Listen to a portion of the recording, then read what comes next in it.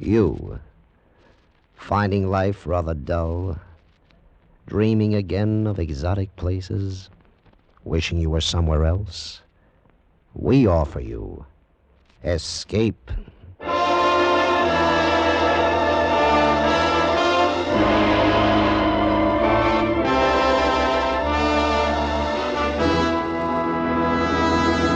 Escape with us now to Mexico City and the story of a man caught up in a terrifying web of murderous intrigue, as Patrick Quentin tells it in his exciting story, The Follower.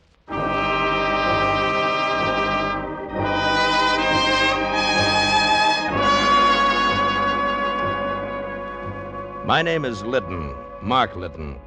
I'm a petroleum engineer just back from 3 months in Venezuela. I hadn't cabled my wife that I was coming home to New York because I wanted to surprise her. We'd only been married 2 weeks, Ellie and I, before I went on the trip, and well, I was crazy to get back to her.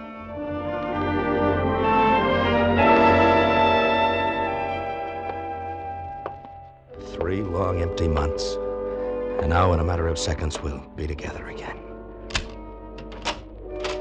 Ellie! Ellie, it's me, Mark. Ellie?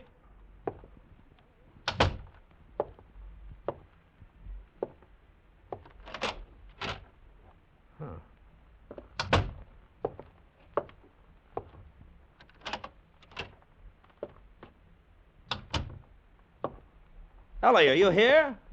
Oh, let's cut out the comedy. Hey, who are you? What's the matter? What's wrong with you, anyway? Corey. Good Lord. It was the guy Ellie had thrown over to marry me, Corey Lathrop. And he was dead. I saw the 2 bullet holes in his chest. Turned sick. He'd been dead quite a while, maybe a day or 2, and he didn't look much like the socialite man about the clubs, member of the State Parole Board Society lawyer. He just looked dead. I recognized that torn piece of negligee in Corey's hand. I ought to. I'd seen it often enough. Oh, Nellie. First thing to do was locate her fast. No. No, not the police. Not yet. Not without knowing what it's all about. Who else, then? Certainly not her society friends. They wouldn't tell me if they knew. I was an outsider, big prospects, but no money, the dark horse who'd rushed Ellie off her feet. No chance there. Maybe some of her other friends, though, she'd messed around with just for thrills because she was rich and bored. Maybe the gambler, Victor DeTorio. Yeah, that was it. If anybody knew what had happened to Ellie, Victor would be the guy.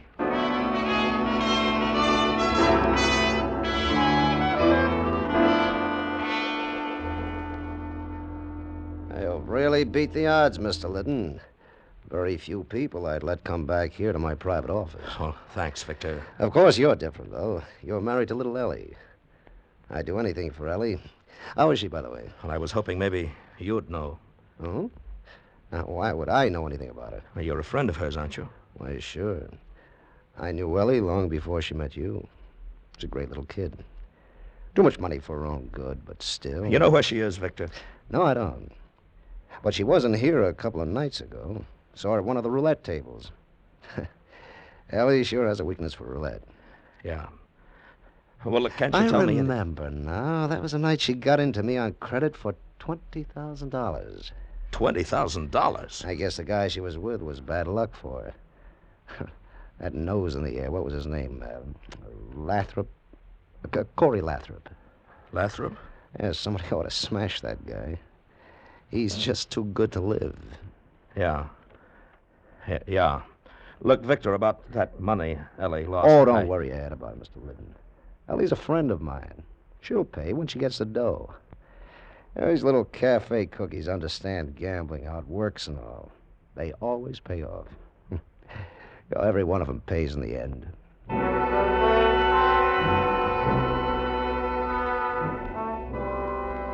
Back at the apartment again, I sat in the den, smoking one cigarette after another. Tried to think it out. Started to get dark, and I still sat there, not knowing where to turn. Stopped cold.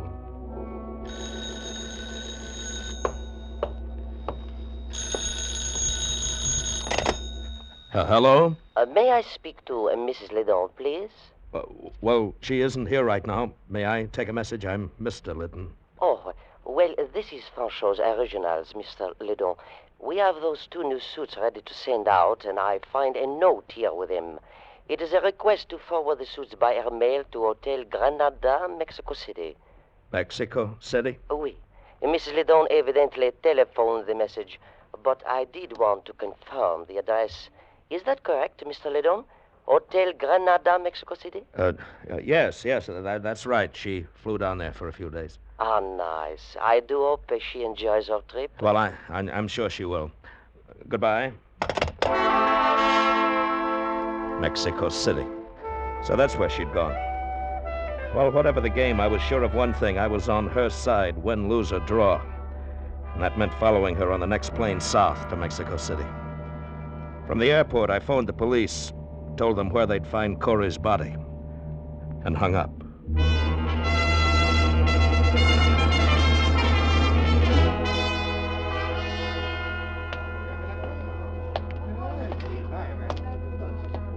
I beg your pardon. Is the desk clerk around? Pues sí, senor. I am the desk clerk. Can I help you, senor? Yes, I believe my wife is registered here, Mrs. Mark Liddon. Liddon. That is not a very common name, senor. No, I guess it isn't. Well? That is a very nice jacket you are wearing, senor. Soft and warm like the breath of a senorita. Thank you. It must take many pesos to buy a jacket like that. I really don't remember now, if you'll be kind enough to... It must be very nice to have many pesos. Look, what are you after, a tip? Senor! How much? Pues, when a pobrecito has 5 sisters to support and only one very small job, 20 pesos? 10.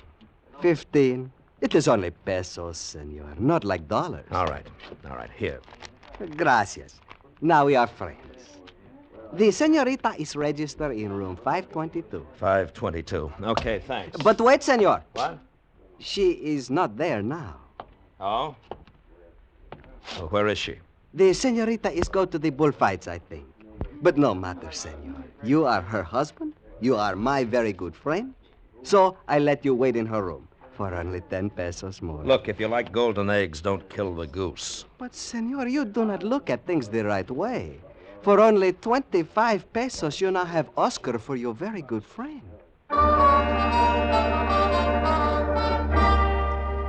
Oscar sent a bellboy up to let me into 522. When he'd gone, I opened the 2 traveling cases in the closet and searched through a mess of clothes and the usual feminine whatnots. I don't know what I'd expected to find in Ellie's luggage. Blood stains, a gun, I don't know. And then I heard the key in the lock. I didn't move. I didn't say anything.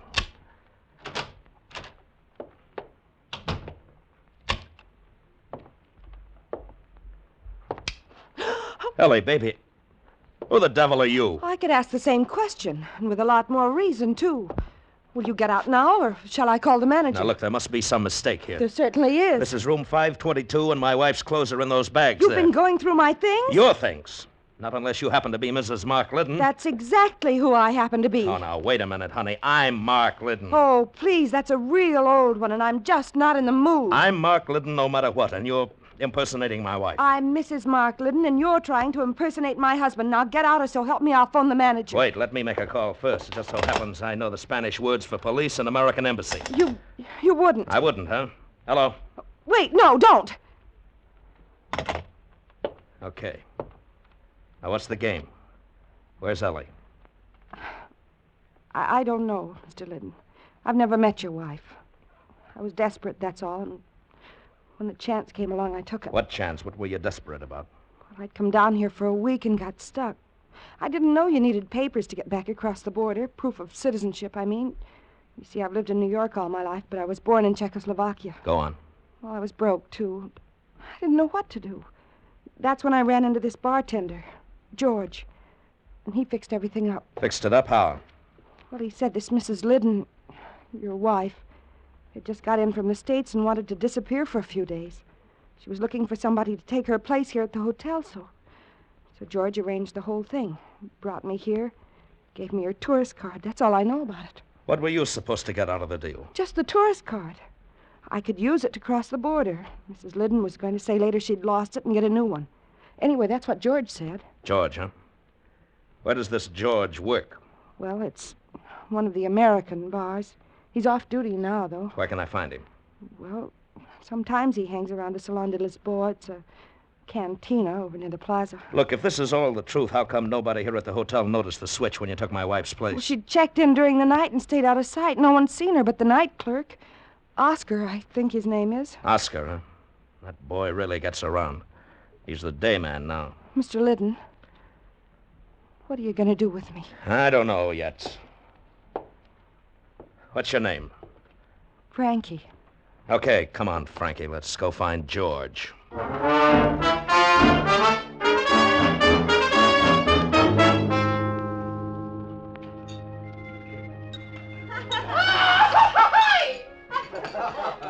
There he is, Mr. Liddon. He just came in. The short blonde guy. Looks like a Benham rooster. Yes. George! Over here, George! Cocky and tough.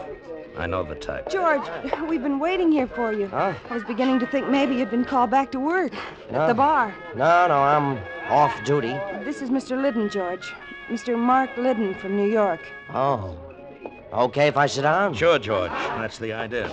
Hey, I suppose you're looking for your wife. That's right. Where is she? You've been away somewhere, haven't you? Out of the States. Yeah. And your wife wasn't expecting you back so soon. No, she wasn't. Well, I'm afraid you're out of luck, Mr. Liddon. She took a plane to Guatemala this afternoon. Dispénsame, jefe, pero el cantinero quiere saber si ustedes desean algo que tomar. No. You wouldn't be lying, would you, George? Don't push me, Mr. Liddon. Your wife's missing, and you're all upset about it, but don't try to push me. Where is she, George? I just told you. That's all I know about it. I'm just a guy who helped her out of a jam. What kind of a jam? All I know is what she told me. Said she'd run out on a big gambling debt in New York. And they were sending a gunman after her. She had to get away. You see, that's where I came in, Mr. Liddon. She wanted someone to take her place here, cover up her trail. How did she get out of Mexico when you got her tourist card? She had a passport with her. She didn't need the card. I see. Well, I still think you're both lying. Oh, Mr. Liddon, I warned you about Shut up, trying George. You can do your talking to the police and the American Embassy. That's who I'm going to talk Oh, to. don't be a fool, Mr. Liddon. I'd be a fool to believe this story of yours. You don't know what it's all about. You're not going to do anything with this blundering around except get your wife killed. Go back to New York and stay out of it. Skip it, Frankie. When I want your advice, I'll... What's the idea of the gun, George? The idea, Mr. Liddon, that all three of us get up from this table quietly and walk out of the cantina. I see. You're not going to the police, Mr. Liddon, nor to the American Embassy. You're coming with us. Suppose I don't? You will. Shall we go? Sure. Why not? Quietly, Mr. Liddon. Just like three friends, huh? Sure, George. I'll go quietly. Now, George! All right, now give me that gun. Give it to me. All right, now get up on your feet. Nice going, Frankie. Come on, George, let's get out of here. Wait. Give me that bottle. He's still conscious. George, you didn't have to hit him again. Shut up, Frankie. We're in it too far to turn soft-hearted now. Come on, let's go.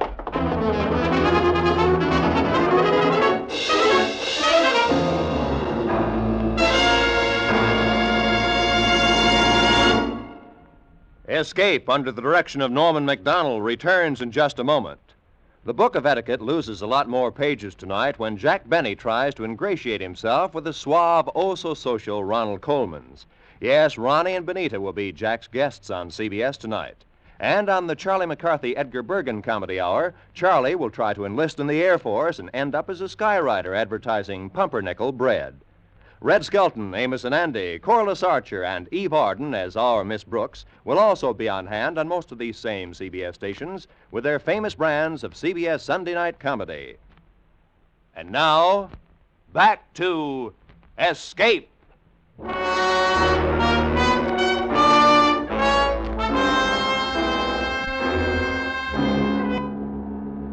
When I came to a half hour later, Frankie and George were gone. The only lead to Ellie I had, gone. And I left the canteen and flagged a taxi. In the whole picture, there was only one man who might be able to help me now. I headed for the Hotel Granada and Oscar.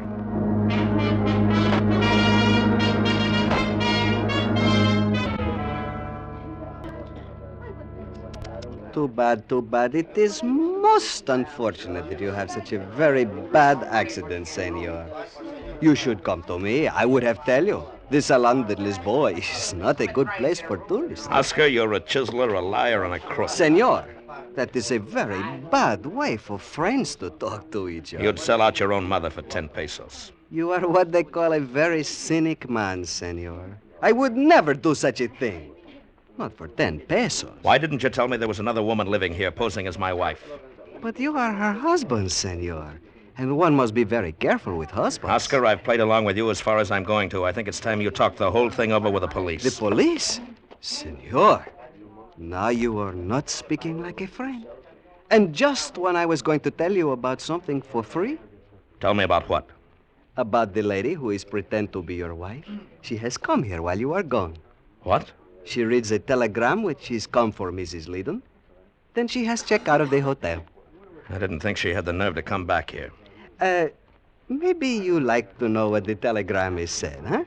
It was not sealed so tight. Of course I'd like to know what the All right. How much? 200 pesos? For free, huh? Okay. Here's 150, and that's all you get. Gracias, amigo. The telegram say, plans changed. Go to Hotel Casa Miranda, Acapulco. Acapulco? Who was it signed by? It was only the one name, Victor.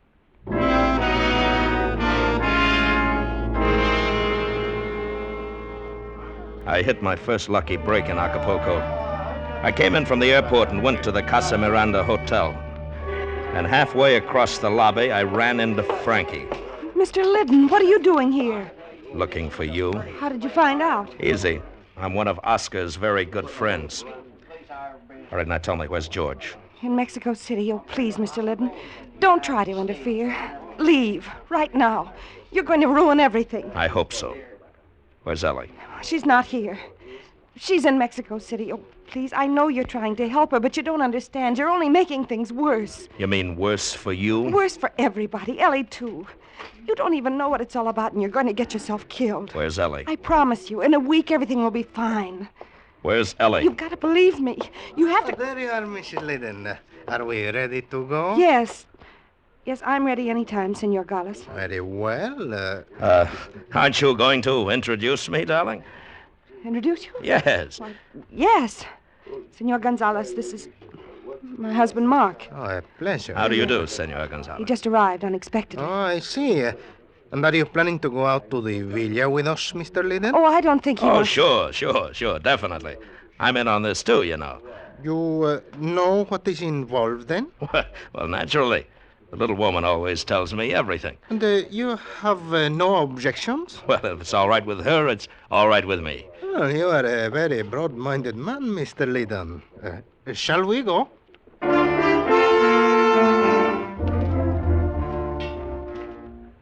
Senor Gonzalez made a brief phone call at the hotel desk, then we got into a black chauffeur-driven limousine, headed out along the shore highway, skirting the sea.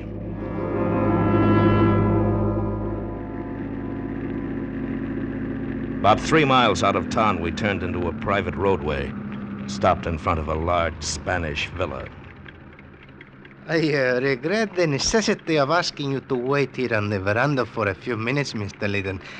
But I believe it is better that you don't come down to the boathouse with us. Right. Sure, that's fine. Just make yourself comfortable, Mr. Liddon. This shouldn't take long. All right.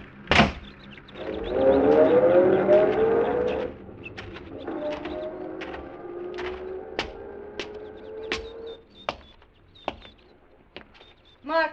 What? Mark, over here. Ellie. Oh, Ellie, baby. What are you doing here? Mark, Mark, it's wonderful you're here. Oh, darling. But you shouldn't have come. What have they done to you, baby? Nothing, Mark. I'm all right. But you're not, darling. They'll kill you. You've got to get out of here. We'll both get out. We've got time. Frankie and Gonzalez have gone on down to the boathouse. Yes, I know. You know? Yes, Gonzalez phoned from town. They won't do anything to you if you leave right now. Victor promised me. Ellie, what are you talking about? I didn't want you to get mixed up in it, Mark. I wanted it to be all over before you came back from Venezuela. I think you better tell me what this game's all about, Ellie. I had to do it. Victor made me do it. I lost a lot of money at his club, and he said if I didn't, he'd kill me. If you didn't what? Bring a load of dope across the border for him. Dope? That's another one of his rackets, along with gambling. He gets it down here from Gonzalez. So, Victor hasn't been after you. You've been on his side all the time. But then, what if Frankie and George come in? They're both working for the police. They kidnapped me from the hotel, gave me drugs so Frankie could take my place and meet Gonzalez. They planned to get the dope from Gonzalez, deliver it to Victor, and then have the police move in on everybody. I got away, though, and phoned Victor. He came down here. So that's why Frankie was impersonating you. George used to be one of Victor's boys. Then he got sent to prison. He just got out on parole. It was through Corey he began working with the police. Ellie, tell me the truth. You killed Corey, didn't you? I had to, Mark. He was going to turn me in. He was on the parole board, and George reported to him, so he found out about me. He was going to turn me in. All the time you've been in it up to your neck. It'll be all right, Mark. Victor will fix it. About Corey, I mean. We'll pretend it never happened. Just another thrill, huh, Ellie? Mark. I've been crazy about you, but I guess I haven't known you very well. You know, I thought this fooling around the clubs with Victor and the others was just bored little rich girl stuff. Mark. But it goes a lot deeper than that, doesn't it? But, darling, I had to do this. Don't you understand? What was I, Ellie? Just another thrill? Something different for a while, huh? No, that's why I did it. For us, I mean. Victor was threatening me. He'd have told you all kinds of bad things about me. That's why I had to. Is Victor down at the boathouse? Yes. What are they going to do to Frankie? I don't know. They're going to kill her, aren't they? Why, I suppose. I don't know. What's the difference anyway? Who cares? She doesn't matter. Don't you see that? It's us that counts.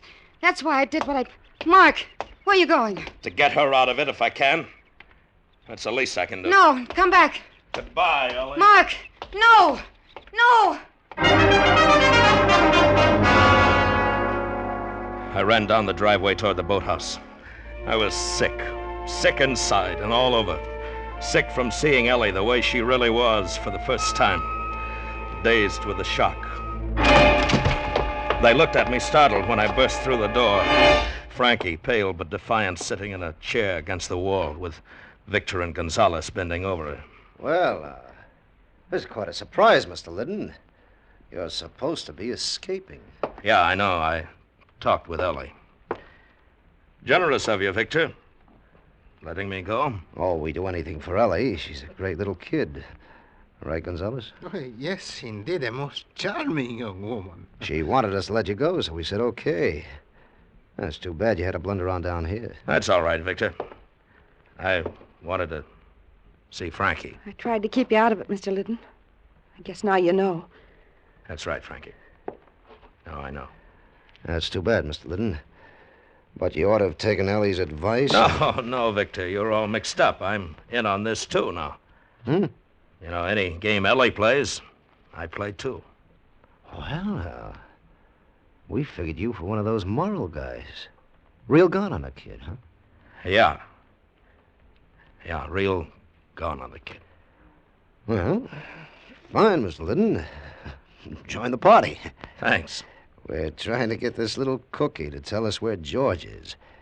If she doesn't, I'm going to count to 10 and then...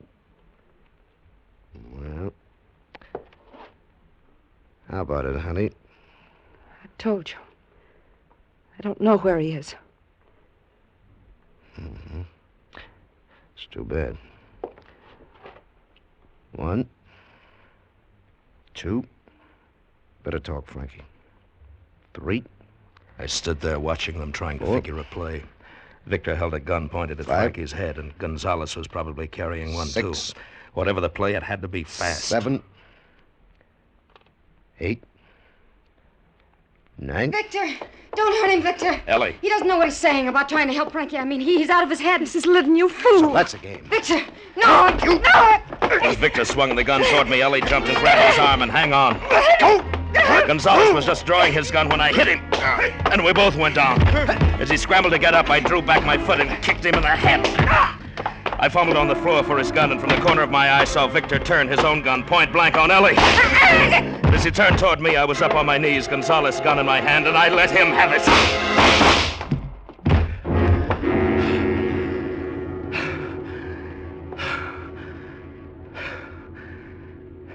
Are you all right, Mr. Liddon? Yes, Frankie. I'm all right. Mark.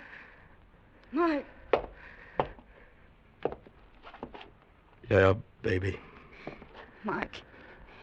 It would have worked out all right. No, it would. Sure, Ellie. Of course it would, Ellie. We'd better get her to a doctor, Mr. Liddon. I wanted it to. Please believe me. I've done bad things, Mark, but I could have changed. With you. Sure, honey. I know. Mark, I could go up to the house and phone for a doctor. No, Frankie. She doesn't need a doctor. She's dead.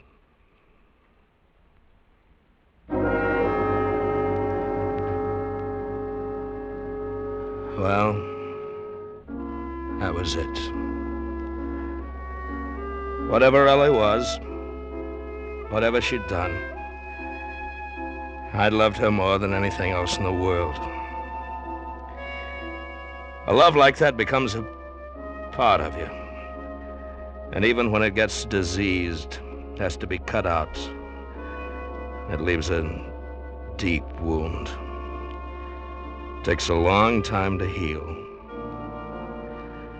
If I'd known more about it, I may have acted differently. She might still be alive. I don't know. But as it was, I'd done the only thing I could. I'd followed her. I'd followed her clear to the end.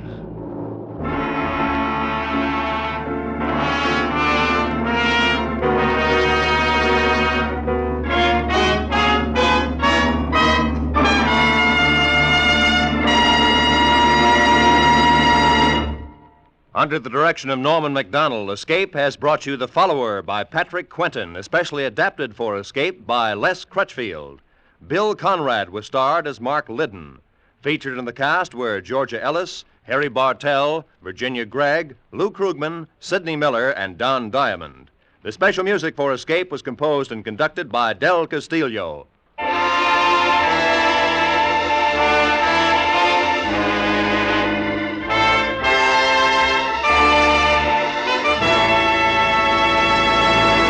In just a moment, we're going to ask you to stay tuned for Bill Goodwin and Dollar a Minute. But that reminds us that starting next Sunday, Dollar a Minute will move back a half hour and be heard on most of these same CBS stations at this time. That is, the time you've been listening to Escape today. The new addition to the CBS Sunday afternoon lineup next Sunday will be Rate Your Mate, the comedy quiz starring Joey Adams. So now, stay tuned for Bill Goodwin and Dollar a Minute, which follows immediately on most of these same CBS stations today and will be heard a half hour earlier next Sunday. This is Roy Rowan speaking.